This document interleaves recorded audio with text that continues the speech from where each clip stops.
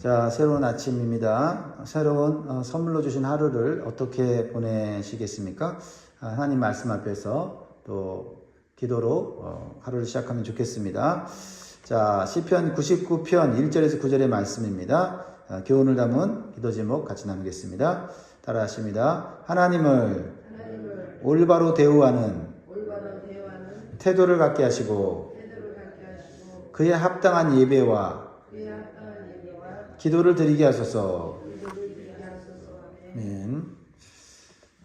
여러분, 사람은 자신이 누구 앞에 서 있느냐에 따라서 그 태도가 달라질 수 있습니다. 편한 친구 앞에 있을 때와 내 인생의 중요한 결정을 하는 사람 앞에 서 있을 때 그 태도가, 자세가 달라집니다. 평범한 사람 앞에 서 있을 때와 나라를 대표하는 지도자 앞에 서 있을 때가 다릅니다. 왜 그렇습니까? 그 대상의 무게를 느끼기 때문입니다. 그 존재의 크기를 알기 때문에 그렇습니다. 그런데 오늘날 우리의 신앙을 가만히 돌아보면 우리가 믿는 하나님을 너무나 편하게 또는 너무나 쉽게 대할 때가 있다라는 겁니다. 하나님을 예배한다고 말하면서도 하나님 앞에 서는 태도가 점점 가벼워질 때가 있습니다. 하나님을 경외하는 마음이 부족하기 때문입니다. 자, 오늘 시편 99편은 그런 우리를 다시 한번 일깨워줍니다. 하나님이 어떤 분이신지를 매우 강하게 가르쳐주고 있습니다. 자, 3절을 보세요. 주의 크고 두려운 이름을 찬송할지니 그는 거룩하심이로다 하면서 오늘 본문에서는 하나님께서 거룩하시다는 것을 3번 반복해서 강조를 합니다. 이 반복은 우연이 아니에요. 그래서 오늘 시편의 말씀은 하나님은 왕이시고 거룩하시다라는 겁니다. 그러나 오늘 우리가 하나님을 올바로 알게 될 때 우리의 삶 가운데 하나님 주시는 은혜와 축복이 더 충만해진다는 사실을 기억하시길 바랍니다. 하나님이 어떤 분이신지를 알 때 우리의 예배도 달라지고 기도도 달라지고 삶의 태도도 달라지기 때문에 그렇습니다. 오늘 말씀을 통해 하나님을 좀 더 크게 보고 좀 더 깊이 경외하고 더 진실되게 예배를 드리는 은혜가 있기를 주의 이름으로 축복합니다.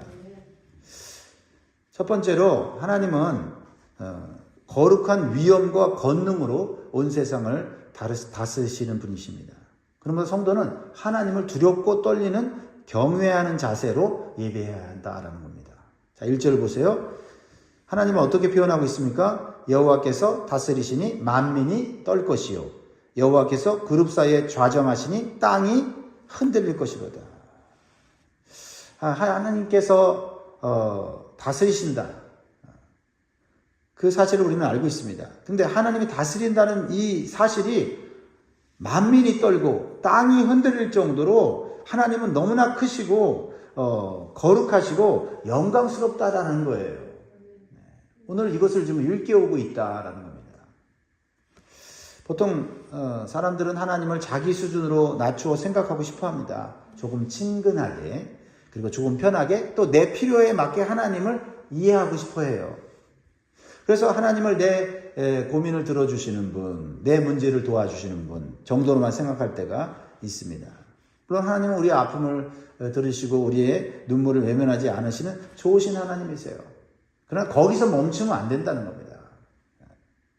하나님은 왕으로서 위엄이 있으시고 위대하시고 크시다. 이 개념을 우리가 가질 때 하나님을 올바로 대우하게 된다라는 겁니다.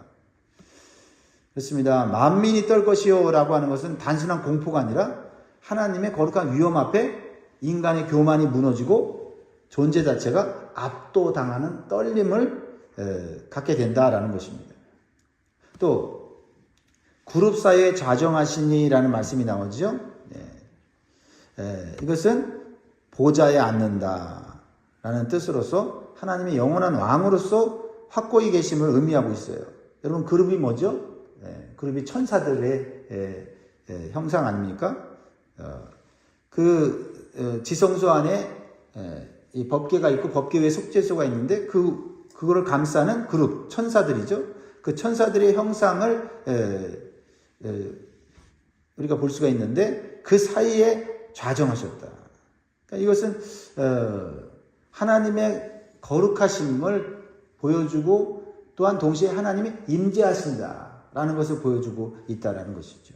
그러니까 하나님은 막연히 멀리 계신 분이 아니라 거룩한 왕으로서 우리 가운데 임재하시는 분이시다라는 것을 보여주고 있어요.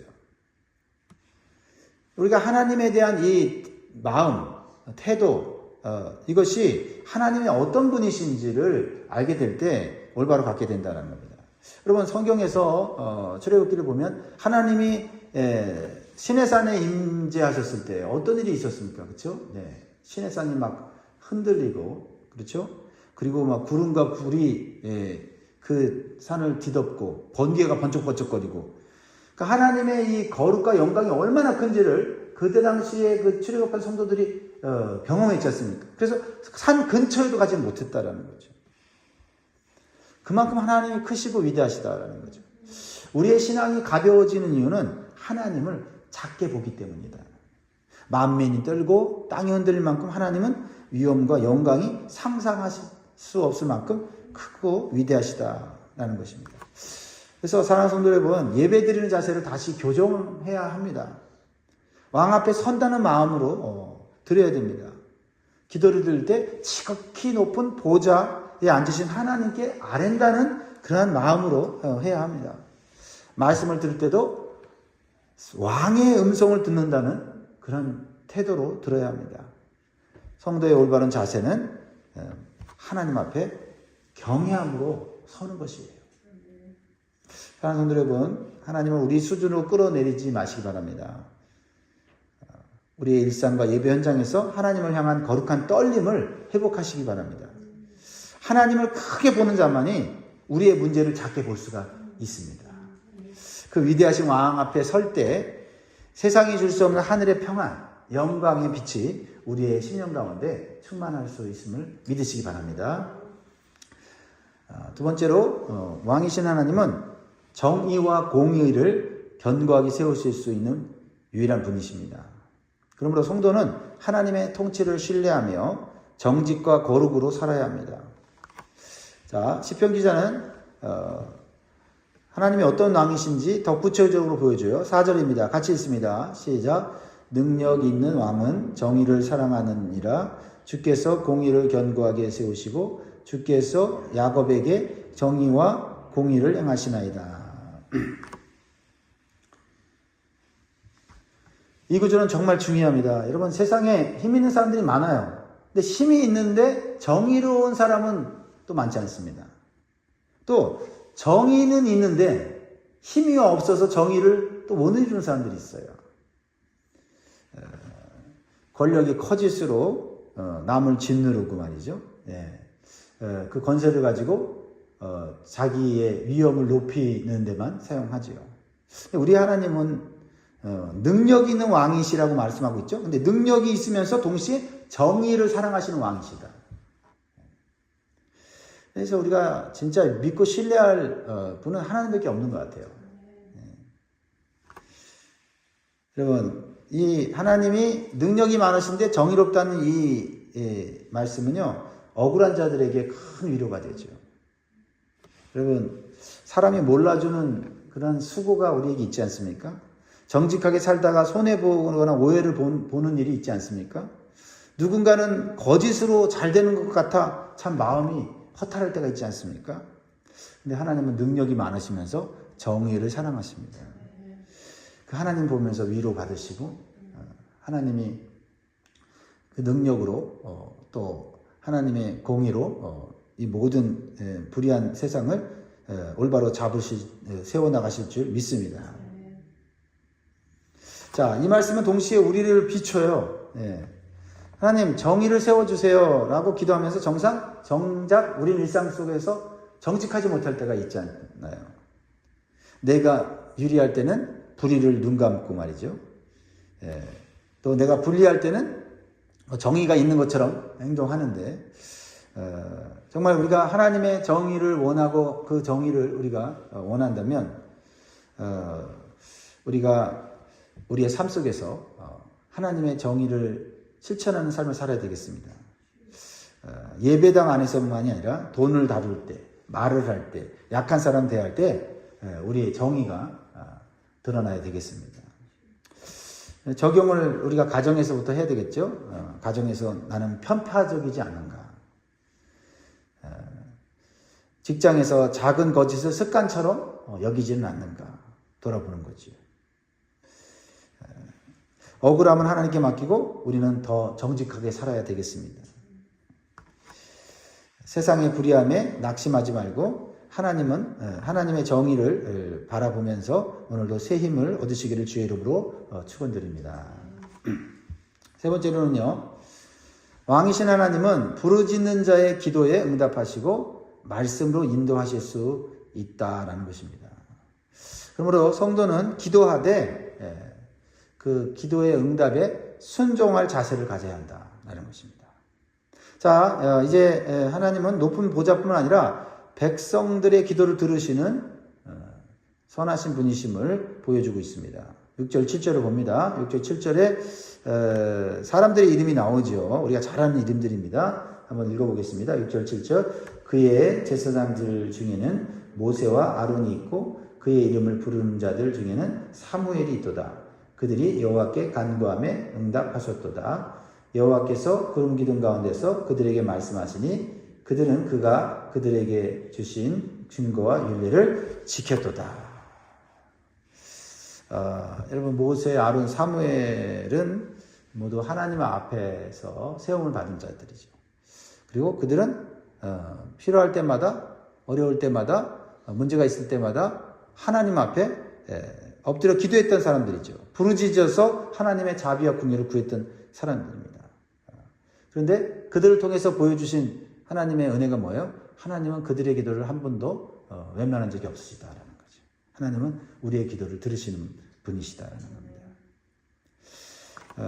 근데 7절에 보면 하나님은 응답만 하시는 것이 아니라 말씀하셨고 그들은 그 말씀을 지켰다 하는 거죠. 여기 사람들, 하나님의 신실한 사람들이 모세와 아론, 사무엘이 왜 언급되고 있습니까? 그들이 하나님 앞에 기도할 때 하나님은 내 기도를 들으신다라는 믿음으로 백성들의 문제를 가지고 나와서 중보 기도하면서 하나님은 백성들을 구원하실 것이고 위기에서 그들을 보호하실 것이라고 믿고 간구했어요. 근데 이들이 이렇게 기도 응답을 받고 하나님의 축복을 받은 이유가 뭐냐면 하나님 말씀을 들었고 그 말씀을 지켰다는 거예요. 그걸 강조하고 있는 거예요.